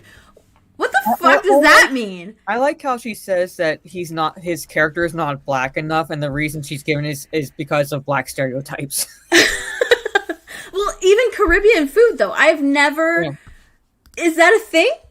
I know the stereotype is chicken, but is it jerk chicken? I don't know. I don't know if that's the stereotype. Yeah, I love tiny bullets. Yeah. This was bye TD. Bye, TD. Bye, TD. Love TD. That's something that I've never heard of. Caribbean food. Or Caribbean food, whatever. I've never heard of that. Like, are you supposed to like Caribbean food if you're like, black? Yeah, I think the stereotype is Trey, bro. I never had Caribbean food. I think it's like, it's like I know like the stereotype is chicken. Oh, that's true. That is true. It says it is in London. So, do London black people like Caribbean food? I mean, the stereotype I have for people living there is fish and chips. I don't know. Big black guy here can't confirm. Never had Caribbean food. Yeah, pretty much. I don't know. Maybe it is. Oh, okay. Hold on. He says we have a large population in the UK. Yeah, we have a large population of Caribbean immigrants. Yes. So, all right. Was that automatically mean that he should automatically like it because he's black? He has to prove that he's black enough and eat Caribbean food. But is he from the Caribbean though? No, he was born in the UK. I believe he was born there. I don't think so. So that sounds a little bit racist, right there, yeah. Miss Diversity Chief. Are you implying that Idris Elba has Caribbean roots, and therefore he should automatically like Caribbean food and only associate with black people? Yeah, I need to look up the actor, but I could swear that he was born in the UK. I could swear, at least that he grew up for most of a huge chunk of his life in the UK, and he's never once indicated in any interview that I've seen or read that he has any Caribbean roots. That's. I don't know. God, if she was a diversity chief here, on the CW or something like that, because that channel has a lot of diversity and they deal with a lot of diverse whatever on their shows. They put a lot of SJW nonsense in there. Someone asked if his character's from the Caribbean. I don't know. I have no idea. But I don't think so. Oh, okay, here we go. B. Carswell. I've been to almost all of the Caribbean countries because of my white privilege. Caribbean food is amazing, and yes, it's a thing. That's interesting. I've never even heard of that. Lethal is the diversity chief of G&G. You heard it here, everyone. Lethal is the diversity chief of Geeks and Gamers. That is one of his titles that he holds at Geeks and Gamers. That's something that I've never heard of. But could you imagine if this person was like the diversity chief of the CW, and she was like the dude that plays Black Lightning? He's just not black enough for that character because he doesn't have enough black friends. He doesn't eat that much chicken, so he's not black enough. He'd be like, can you imagine?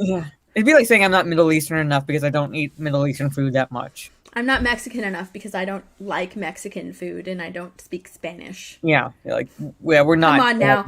That's ridiculous. That's exactly what we were talking about at the beginning of the stream when we were saying that they only see skin color. That's it. They judge you based on the color of your skin, and that's an incredibly racist thing to think. That's God, what's the word? That's a stereotype. It's like a racist stereotype. And these people, they think that they have the diversity of thought when, no, I like Mexican food. I eat it like on the weekends, but that was a hypothetical, Biggles. Yeah. They think that what they're doing is diversity. They think that what they're doing is the correct thing when no, it's just not. No. Like I said, it happened. Wrong one. Like I said, it happens organically. And God. Okay. Anyways, She ended the statement by saying this strong black male lead character just doesn't feel authentic. He doesn't feel authentic. He has to authentically fit into the racial stereotypes. I know. How awful is that? I don't know. God. So stupid. He has to authentically fit into the racial stereotypes that we're placing on him. Like, that is just so... How dumb is that? Oh, my God. No. So far left that you've become racist yourself and not diverse. Like, that's just... Oh, God. Maybe a black English fictional character enjoys British food over the Caribbean. Huh. Maybe, I don't know. Maybe he likes normal British cuisine. I don't know. Maybe Miranda should stop treating black characters as a monolith and allow their own individual expression to flourish throughout the show. Oh yeah. The BBC announced they will be committing $100 million of our commissioning budget over the next 3 years on diverse content. Good for them. Yeah. If this is the diversity chief of, where they're, if this is the person who's leading that, if this is where you're putting your money towards, then I don't think it's going to be very diverse. If anything, you might as well burn that money like the Joker in Dark Knight. I know you should just burn that money because you're just going to pigeonhole people and typecast. That's what you're going to do. It's all of these people that think, oh my God, we're doing such a good job. We're being diverse. No, honey, you're being typecast based on your skin color, ethnicity, and sexuality. That's what you're doing. When all of these actors in the past have fought and used their craft and, fought against being typecast, that's what they're doing now. They're just typecasting you based on this. Based on what they're doing. Pretty much. Your gender, your sexuality, and your skin color. That's pretty much what they're doing. After appointing Miranda in February of 2020, this was the first step in a groundbreaking new diverse direction of BBC content viewers can expect in the future. Is Doctor Who on the BBC? See, I've never been a huge Doctor Who person, but I know that a lot of Doctor Who fans don't like the direction. They don't like the new Doctor, pretty much. Yeah. It's like, I think, to be fair, I think they would like the new Doctor if the new Doctor was actually part of a good storyline, because a lot of the storyline, from what I read, when the season was progressing, is that literally it's like an example of putting agenda over story, and not letting it happen organically. Yeah, not letting it happen organically, and basically you have to like this new Doctor because it's a woman, and that's the only that's the big selling point. Not that she's an actual good pick to be the next Doctor Who. No, you have to like her because she's a woman, and that's the direction they took. So, and that's big reason why a lot of Doctor Who fans checked out. So yeah. Dan said, "Yep, Doctor Who is BBC. I love the new Doctor Who until it got massively woke." Yeah. So that could be why, because in February of 2020, that's the new direction of the BBC. Yeah, massively woke. Like I said, the show BBC could be the new CW. Yeah, they work really hard at it. And they push they like to push the narrative that it was not popular or it lost viewership because people are sexist. People didn't like the fact that there was a woman doctor, and we're like, no, we don't care that she's a woman. Just give us a good character playing Doctor Who, acting as Doctor Who. That's it. And I don't know what they're gonna do now. Oh, read my joke. He had a joke. Where is it? My. Steph read my joke. Yeah, was it a joke? It read my funny / true joke. Cuban food was The best. Too bad their The best. citizens don't get to eat it. Oh. Yeah. Yeah. Sad but true, pretty much. Sad, fun, like, morbidly funny, but sadly true. Open Airlines just, I didn't want a woman. Didn't want a woman. Which, well, there's your one sexist. There you go. He just puts it out there. I didn't want a woman. What do we have here? Blah, blah, blah, blah. In true satirical fashion, Titania? Yeah, that's the parody Titania? account. Yeah, McGrath tweeted, thrilled to see someone finally calling out Idris Elba for not being black enough. Quite frankly, with all my pioneering work for social justice, I'm far blacker than Idris Elba could ever hope to be. Oh my God. That's actually a pretty good parody account to follow on Twitter, because like they do. Oh, fashion. So I like how Lyndon ends the article. It appears we live in a society where being black isn't black enough for black people. God, I swear. That's just we live in a society. Yep.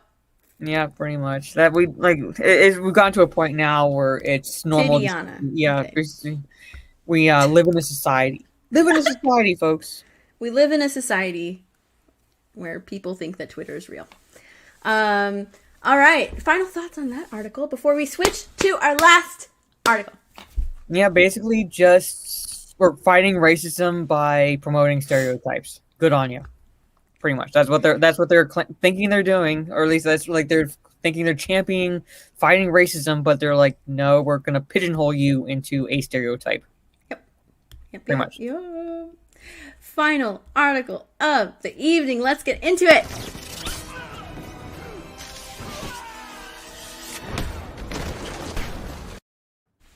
Yeah. Yep. Oh no. Oh, here it is. Oh my God, this is also on the Geeks and Gamers website! Oh, and I don't know if you saw me raging in the chat during the full Aussie, but they had this character set in my stage, and I was like, fuck! Look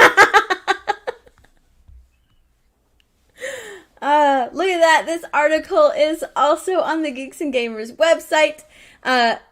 She got the thunder thighs. Jeremy hat. Let me put on my Jeremy hat. Yeah.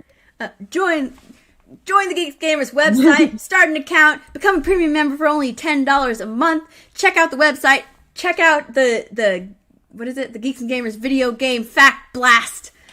Jump in the forums, all that stuff. Please do it for Jeremy. Hi, I love Nintendo.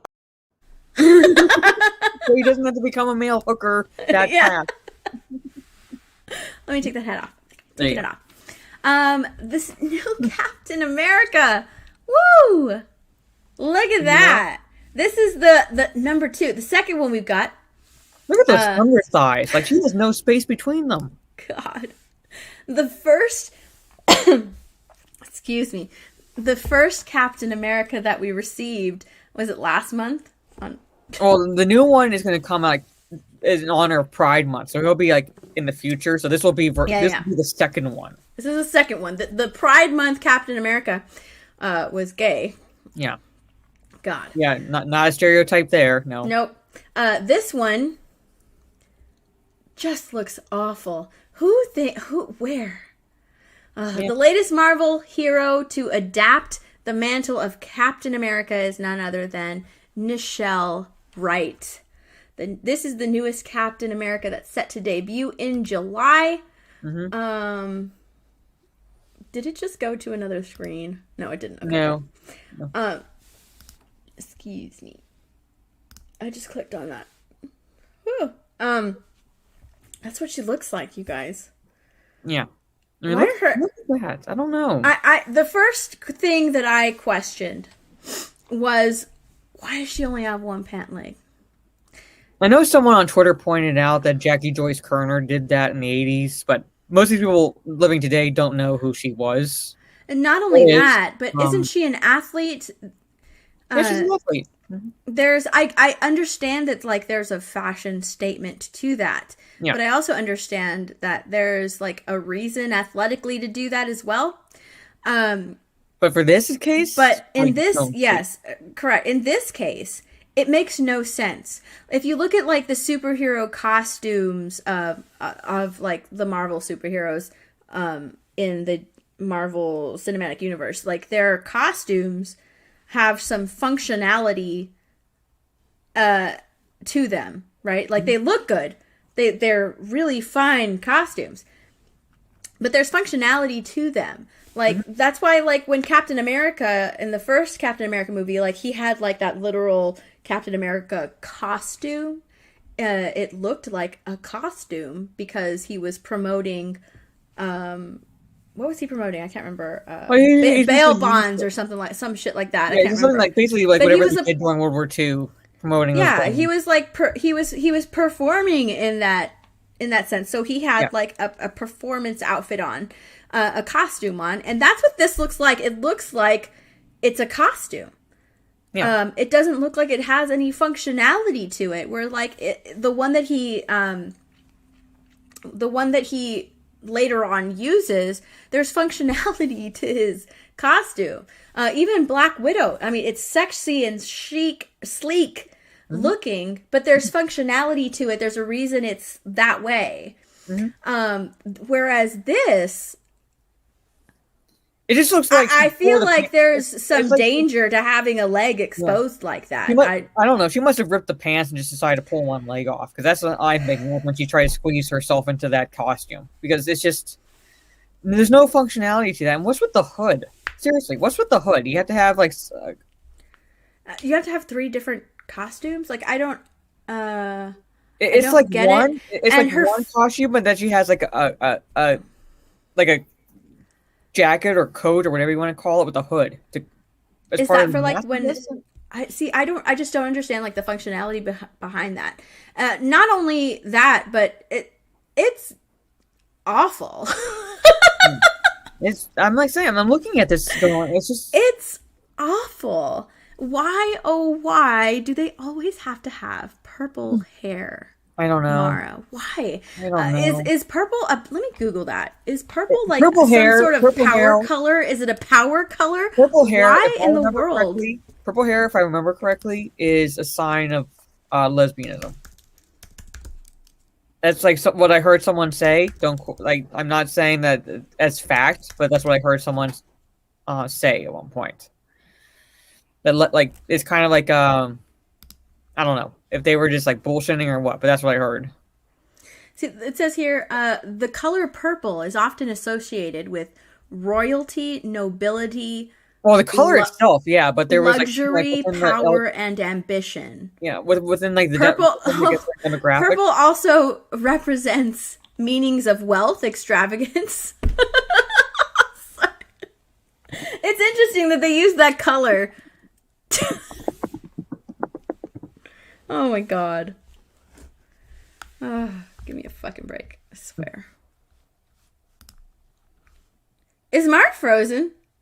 No, I'm looking at something. Oh, okay.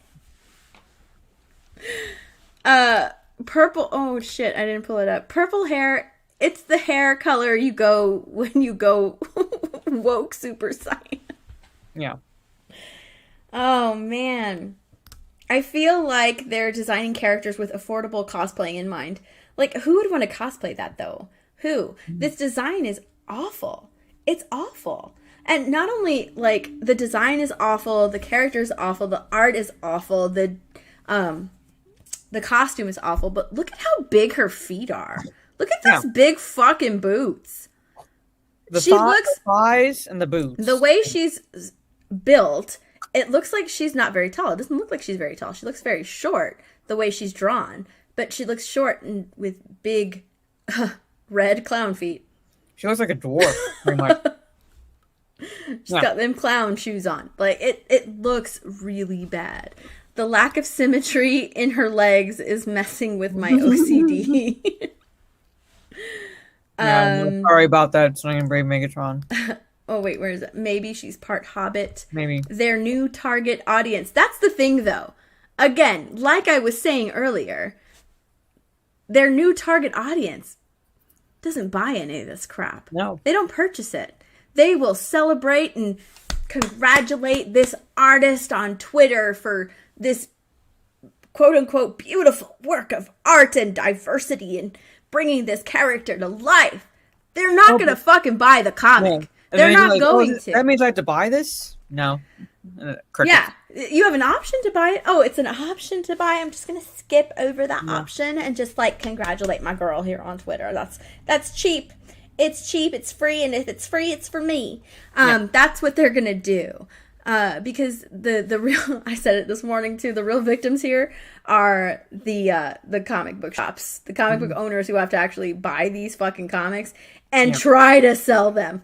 They have they still have in my comic book shop, they still have like 2 shelves full of the DC stuff that came out. What is it called, Mara? I can't remember. Oh, Future State? The Future State. DC Future State. Full of them. Just full of DC Future State that is not selling. It's going to go into like the 50-cent bins pretty soon. Because it's just not selling. It's not. No. Nobody wants to fucking buy any of this. None of this. No. You know, the people that they're catering to is... They're not going to buy any of this. They're not going to buy it. No, they're not. They're really not. And it's just stuff with a southern accent. No one cares. Well, it comes out every now and then. Yeah. It doesn't. Oh, it's like that. I don't know. I don't know why they're doing this. I really don't. I'm not saying that Steve Rogers has to be Captain America forever, but at least give us a character to get behind, and you're not giving us a reason to get behind either of these characters so far that you've promoted. Because the only thing that you're promoting right now is the brownie points you're getting from being so diverse and not getting canceled from the cancel culture on Twitter just because you at least appease them to a point where they won't cancel you. But you screwed yourselves over because people who actually would buy the comics aren't going to buy them. Oh, it's a war. Yes. Yeah. Stunning and Megatron says, it's Rhino's daughter. Daniel adds to that, adopted by a same-sex couple, Rhino and Dictator Dad. Yeah. Deadpun Gage, you said it yourself. It's more about the message they're trying to propagate instead of making money. Yeah. That's very true. And it's sad. Because they really don't, I mean, you know, they can pump out as many comics. It's not like they're going to take the hit. It's the comic book shops that are going to take the hit. Yeah. Who have to attempt to try to sell this crap. Yeah. And yeah. the Future State is still... They can't give that shit away. They can't. It's going to be the stuff that they try to give away on Free Comic Book Day. Yeah. So yeah, there you go. That is the newest Marvel hero. There she is again. Oh God, look at that. Look at that. What is that? What is that art? This really makes me sad. This is another thing that they do is they get rid of any kind of femininity and give her like a mannish figure. It's really sad. Someone on Twitter, I can't remember who said it, but someone on Twitter says that, like, why are all these woke people making black women look so ugly? Like, why do they draw black women so ugly? I don't know. And the sad thing is that this person who drew it is a black woman herself. And it's a huge self-insert. Let me try and find a picture of her. It's underneath one of my tweets. Let me see if it's a big self-insert. Oh, yeah, that means like a self-insert, like the woman who wrote "I'm Not Starfire," and she referred herself as the daughter. Yeah. Yeah.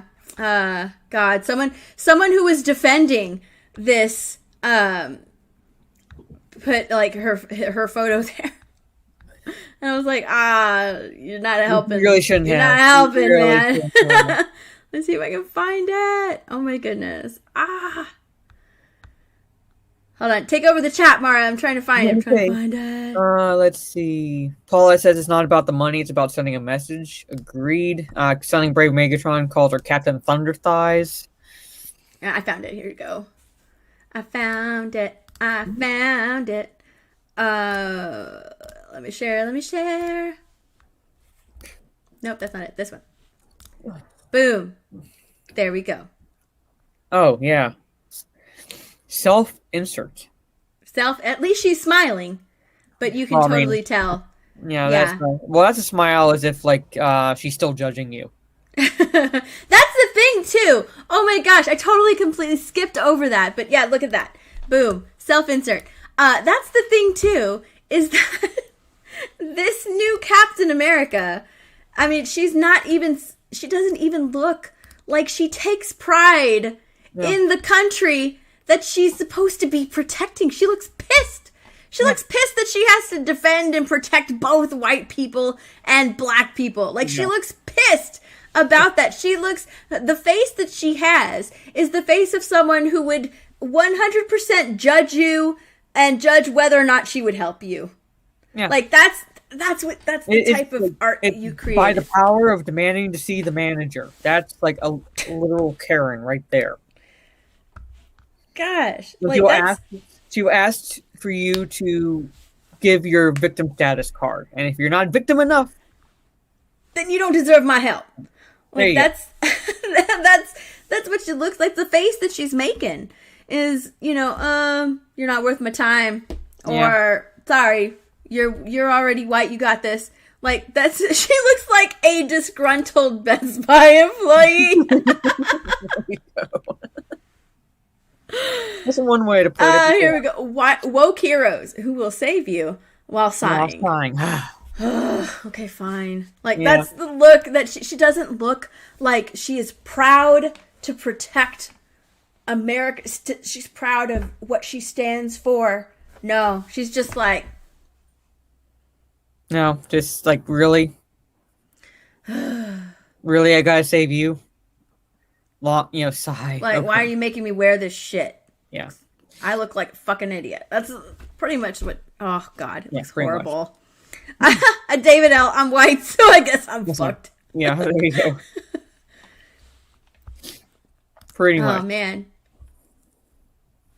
You already white. You got this. You got this.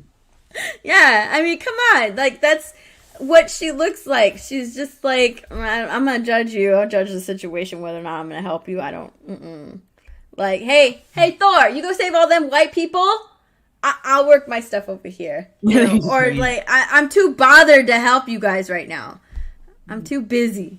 That's what she looks like. She doesn't look like anybody that would take pride in what she represents in, what she stands for. Not at all. No. I mean, they could have drawn her with pride in her face. Even in this photo where she has, even in this photo where she has that superhero stance, standing proud. She's still looking at you like, I'm still gonna judge you. It's still a Karen waiting for the manager to show up so she can complain to him or her about your performance or whatever. Even like that is a Karen stance right there. Like the Karen that's not going to budge from the store. Mm-hmm. I'm gonna stay right here until I get my $15 back. Yeah, that's your. Oh, I gotta tell you. Like, when you said something like that, when my brother used to work at a movie theater, he was he was assigned to run the ticket stand basically and sell tickets. And there was a Tyler Perry movie playing at the time. This was years ago. He said this group of black women came in and wanted to see the Tyler Perry movie, but when he put in like the system for the tickets, he accidentally selected the wrong movie. But he said it doesn't matter because like the money's gonna like it's like it doesn't matter what it says on your ticket, you can go in as long as you paid for a ticket kind of situation, right? No, they stood there and demanded that he refund them the money because they wanted the money to go to Tyler Perry. Yeah, even though he's trying to explain to them it's not how it works exactly. But he couldn't do it by himself, so he had to wait for his manager to come and override it so he could refund the money just so that they could take the money back and give it to Tyler Perry. That's so stupid. Yeah. Oh my God. I like what Commonplace here says. Super Karen to rescue. I'll save you, but you need to apologize for your white privilege. Nothing much. This last photo here Look at that. God. Why is the art so bad? I don't know. What the hell is up with Steve Rogers' face? It's like Is that shaky Steve cam Rogers? here. Yeah. It's watercolor. All of this design is easy. All of this looks like, someone did it on their iPad using what's that app? I Paint? can't remember the app. Looks like no, paint. not paint. I know, but it looks like someone took paint, like the app. Because I'm like, that's what it looks. It's all easy and little effort. Even this one looks like I could create it on like one of my apps on my phone. And this looks like watercolor. Like it doesn't look good. It looks really bad. What is going on? Marvel's new superhero will debut in the United States of Captain America #2 in July. So you will see her at your comic book shops in July. Captain America #2. Yep. She will be there waiting for you and judging you if you don't purchase her. Her eyes are going to be following me if I ever go to my LCS in July. Her eyes are going to be following me walking up and down the aisles. Like, why aren't you buying me? Yeah. Why aren't you buying me? She's going to judge you if you don't buy her comic. Yep. That is all of the articles that we have to talk about today. Dan Rodwell. Can't wait. Yeah. Pretty much, yeah. God. Man, we had a really good conversation tonight. Mara, I believe that you are going to be... is it on right now? The high I'm pretty ground? sure it is. I'm pretty sure it is. I'm gonna have to jump. As soon as we're done, I'm going to have to jump off. And over there. So go to... Geekblend. Geekblend's channel. Jesus. God, I swear. It's been a while since I've hosted my own stream. Y'all go to the Geekblend stream, the high ground. Mara's going to be jumping in over there, and they're probably going to be talking about some more crazy stuff, and most likely some Star Wars, because Raging Rhino will be on the stream, so they'll be talking some crazy. He'll always bring up Star Wars. He'll always, forever and a day, bring up Star Wars. Thank you guys. It's like he wants to be dead inside. I know. He just wants to. Yeah. The John Beck, am I pretty close to 4,000? No, I haven't even hit 1,000 yet. So that's why we are taking turns streaming on my channel and Mara's channel. I haven't even hit 1,000 yet on this channel. So I don't want to ask people to like loop my channel because I never really want to, I don't know.